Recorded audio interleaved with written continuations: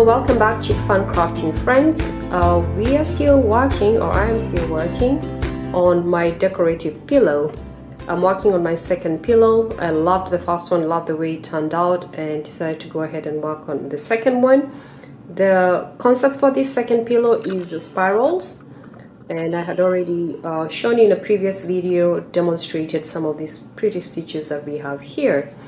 Today we're going to be working on 4 stitches. That's couching stitch, this one here, and I've also used it here and here. We're going to be doing the feather stitch, which is like the Y stitch. We're going to be doing little French knots, which are in pink. You might not be able to see them too good. Let's see if I can. French knots, and we're going to be doing a lazy daisy, which is right in there inside the feather stitch. I've done quite a bit. I've done extra circles. We're down to the wire. So without further ado, let's get started with the feather stitch. So I am using DMC size 10. I think it's a size 10. So it's really fine. So I have had to double it up.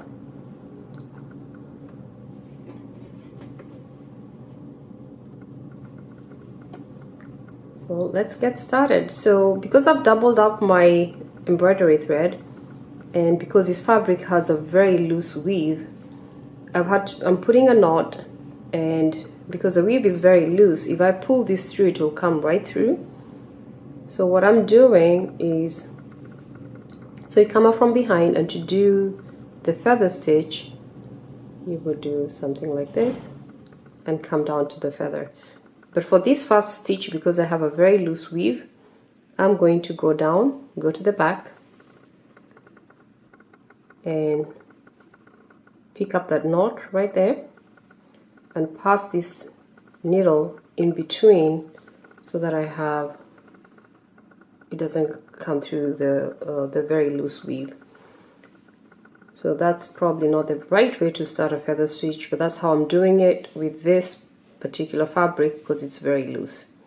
And then of course when we go to the second stitch, it will be the traditional way to start a feather stitch. So let me do that first and get that over with. So there we go. And that's also part of the reason I'm doing freehand. Of course I enjoy doing freehand more than using the hoop, but also because the fabric is very, very loose. So when it comes to how you hold the fabric, it's really up to you, whatever makes you comfortable. So to do the next feather, I'm going to cross over here, and I have 4 lines. I've drawn 4 lines, come to the middle line, and I'm trying to aim to ensure that this is in line, the tip sign line here. So I'm going to come down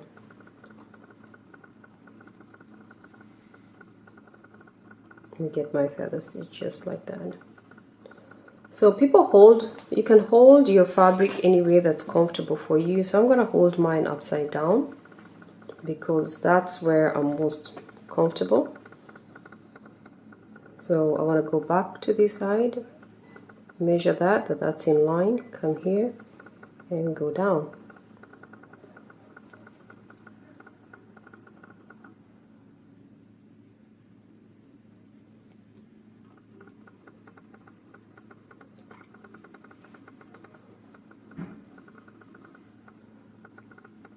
And you can see it comes, it's actually a pretty easy stitch.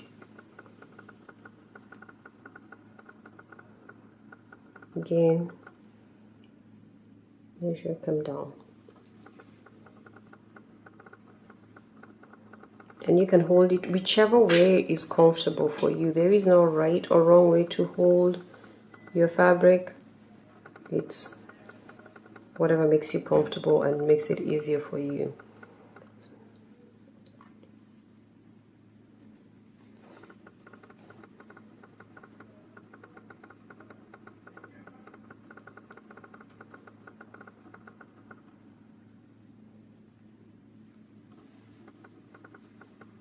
Oops, sorry, missed that one.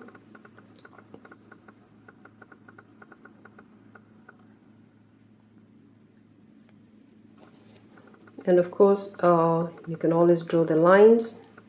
I had to draw 4 lines. There's a line here, 1, 2, 3, 4, and it acts as a guide in terms of your width of the stitch. So there we are, that is a feather stitch. I'm going to continue. And really these particular pillows have been a joy because it's a lot of free stitching, slow stitching, just kind of going with the flow, no particular pattern written down or drawn down.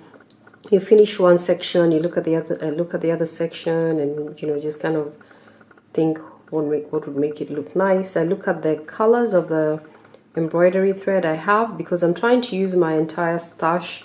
I'm trying not to buy any more embroidery thread, and that's part of the reason the colors are also a little bit eclectic, and also the reason I went with the boho style, because that will give me some freedom of expression there to use whatever colors that I like.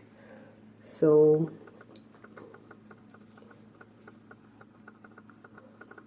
and there we go. So we are done with the feather stitch. I'm going to put a knot here,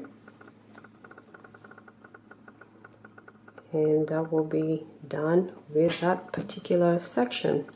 Right, so we're going to get started on the lazy daisy.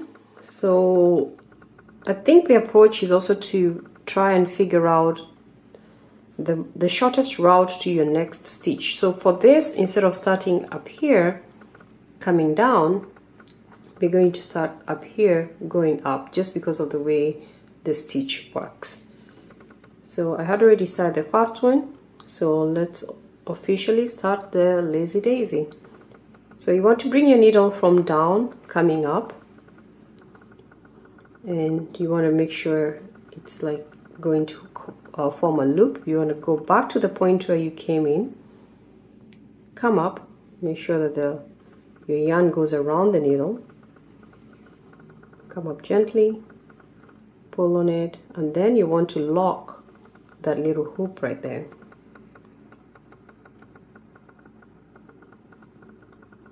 So you're going to put a little stitch there to lock it.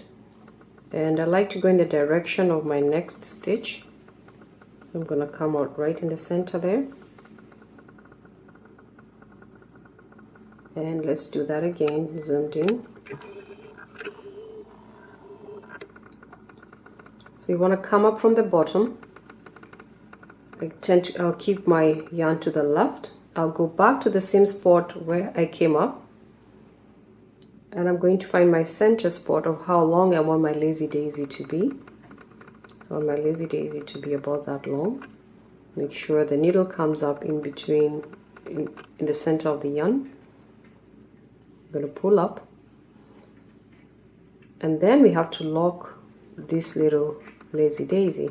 So we have to put a stitch right on top, outside of that circle, right on top here. And then you want to bring the needle back up where you want your next stitch to start.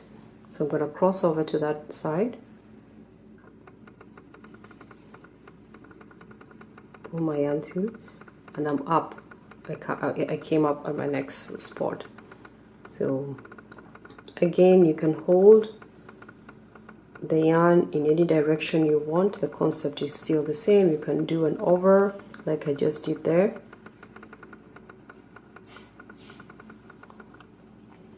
I'm going to turn it sideways because I want to cross over to here.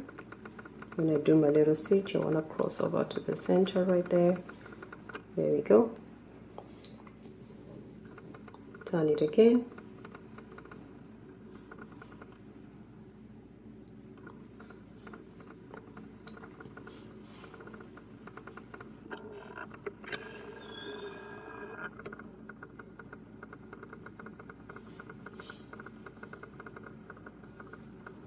And you don't have to loop over like that. Depending with how you're holding it, you really don't have to loop over. You just have to make sure that your yarn is in the right place.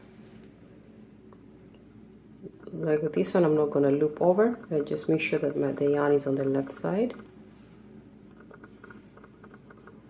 And it's as easy as that.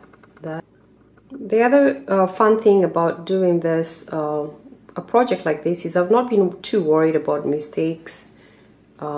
It's been very relaxing, very calming, because it's just going with the flow. There are certain stitches which I didn't like very much, but I had already started, and I said, you know what, I'm just going to finish them and then see how I can camouflage that area with something else. So this is a great way to use the yarn that you have. It's a great way to relax and make embroidery fun without, you know, over stressing too much about perfection. Perfection is great, but a lot of us are crafting for fun. A lot of us are crafting for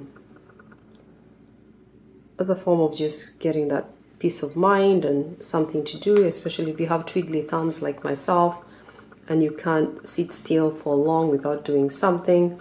This is a great way to create something beautiful, practical, and useful, but also to get so many other benefits from crafting, like just being able to relax and, you know, get some peace of mind. So I don't worry too much about mistakes, especially when I'm making something like this. It's actually the mistakes that make it kind of cute. I don't, when it comes to color matching, I'm not an expert in color matching. I just kind of like look at what feels like it goes together to me and to the colors that I like, that I'm used to. I do like bright colors. That probably has to do a lot with my African heritage, where we kind of like bold, bright colors. But you know, you go with the colors that work for you. You don't have to do what anybody else is doing. If you like the more cooler colors, if you like browns, if you like golds, whatever rocks your boat, whatever makes you happy is what you do. So I like the bold colors. I like this boho style, and I really enjoy doing this. So I'm done with that section. So the next stitch I'm going to work on is a French knot. I am not very happy with the color I chose. It's pink, and the pink it kind of disappears in the other colors. But like I said, this part of what makes this particular piece perfect is that it's not perfect. So I was already too far gone with the pink, and the plan is not to try and undo anything. It's just go with the flow, enjoy the process. So the pink stays, even though it doesn't really stand out. So how you do your French knot is you come up from the bottom, from the back of the fabric. You bring your needle up, you pull through. I like to hold my needle like that and determine how many knots you want to put to get a nice big knot. For this yarn, I'm doing two spirals around the needle. So I'm doing 1 over, 2 over, and then I'm going to put my needle right back where I came up from. So for this fabric, which has a really wide weave, I'm trying to put it in a slightly just adjacent to the hole where I came up. Then the next thing you want to do is make sure that you hold those 2 little loops that you did on the needle. Make sure you hold that yarn really tight and you secure them with your thumb. Then you're going to go down underneath the fabric and you're going to pull through. Keep holding until you get to the end, and what you're going to get is that little pretty knot there. Looks a lot like this, and it's a really nice creative way, especially if you have a nice color that's popping out, of putting a tiny little dot, which is what it ends up looking like, a little dot in your work that can be extremely pretty. I love the French knots, and I wish I had picked a darker color that stood out here, but I did not. But hey, it's part of making a project like this. Keep it fun, keep it light, make mistakes, enjoy those mistakes, and keep it moving.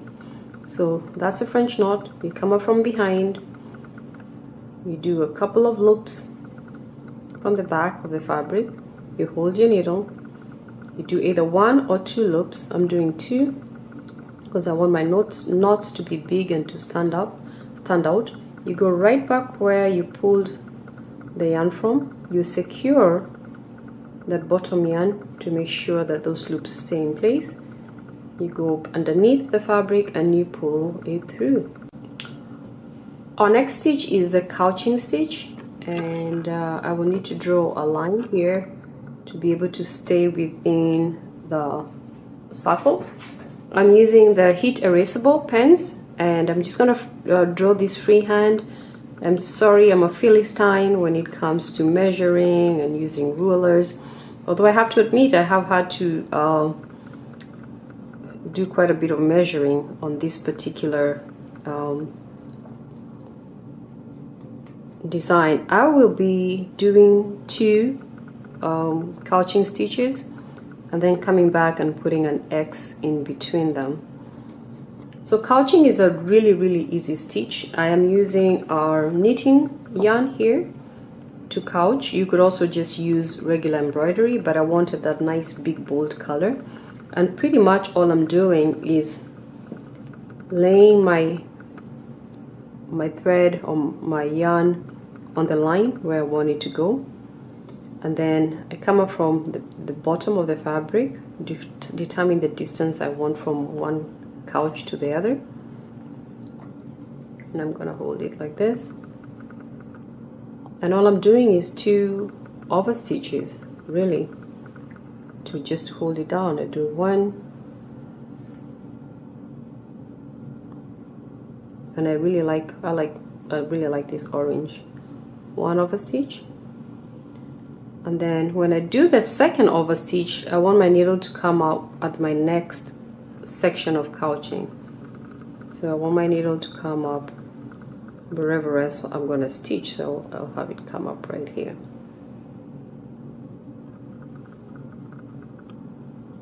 And then again I'm going to lay my yarn right on the line.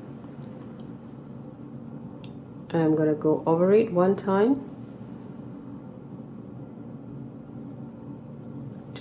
to secure it in place, and then when I come up a second time, I want to come up where my next stitch is going to be.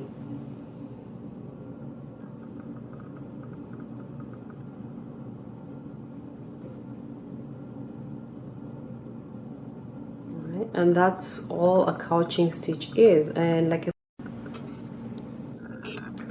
So we're done with the couching stitch, and I'm just going to show you how I secure this thick yarn in the back.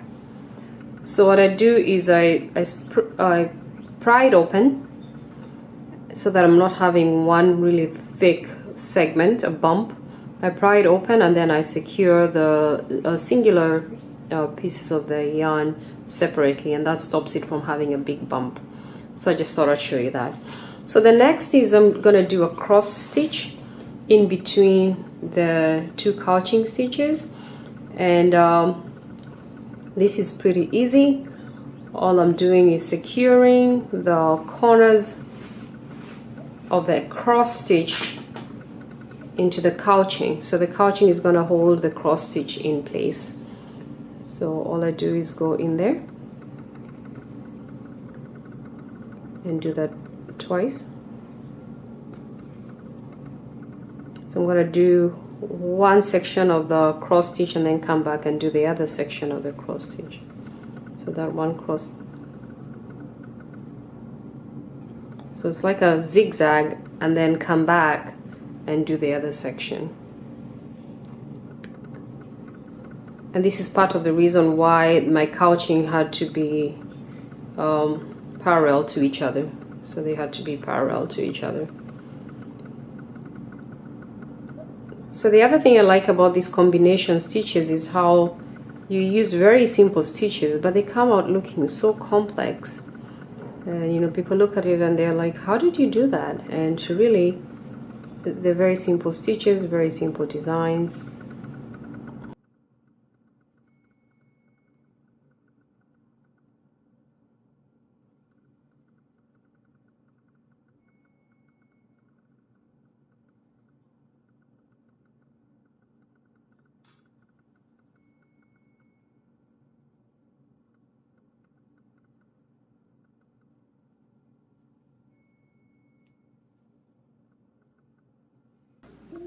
So after the cross stitch, the next thing I did was just a straight stitch right down the middle here to secure the X's.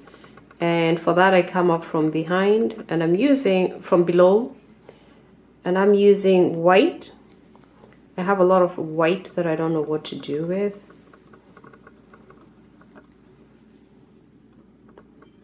And really that should be come up on the opposite side. So let me sort that out. And really I just want to put one stitch.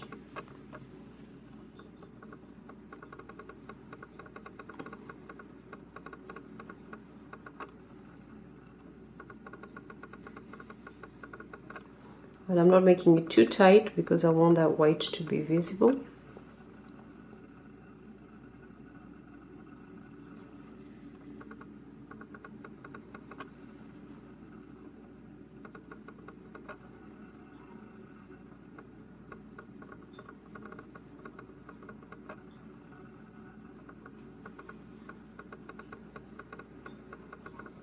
And this just makes it the blue pop a little bit, and it puts a little bow on that cross stitch and makes it look nice.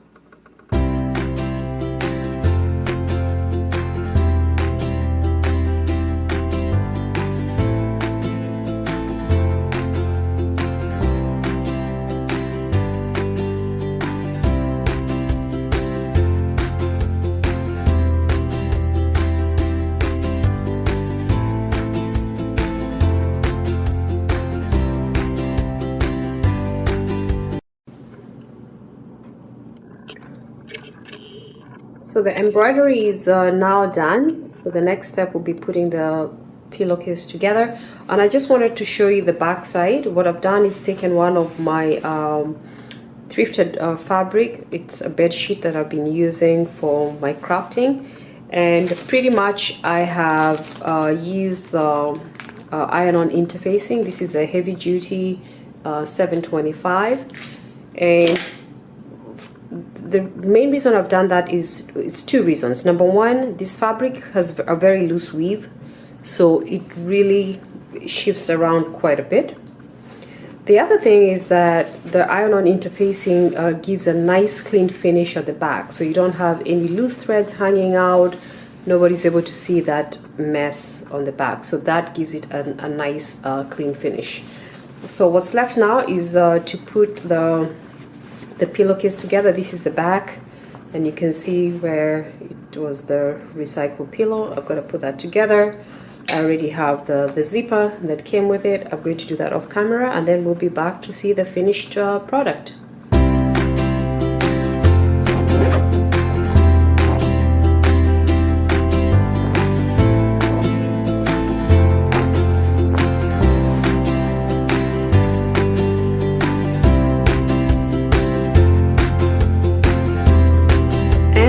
Friends, there we have it, our new decorative pillow.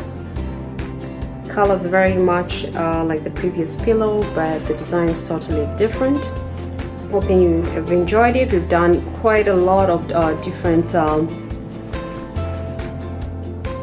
stitches. We've had fly stitches, couching stitches, blanket stitches, sheaf stitch, quite a number of stitches. I really enjoy how it looks. I love the circles, and I hope you've enjoyed too. And my stash for the embroidery is running low, which is the aim of all of this. So I still have 4 more cushions to go. I need to figure out exactly what designs to put on them, but keep tuning in and we'll see what's next.